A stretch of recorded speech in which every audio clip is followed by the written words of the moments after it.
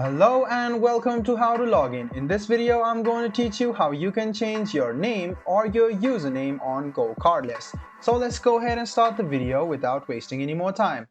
Open GoCardless.com on any of the browsers you have, log into your account, and you will see this type of interface. What you need to do next is click on Settings, which is here on the top right hand side, and click on User Settings. As soon as you do so, you can see your first name and last name. You can go ahead and change your first name, then you can change your last name and click Save Changes. As soon as you click Save Changes, in a while your first name and last name will be changed.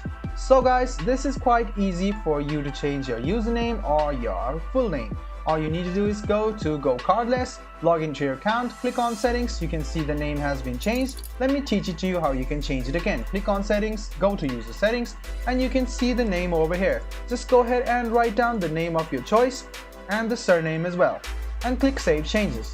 In a while, your name will be changed. So guys, this is how you can change your username or your name on GoCardless. I hope this video was helpful for you.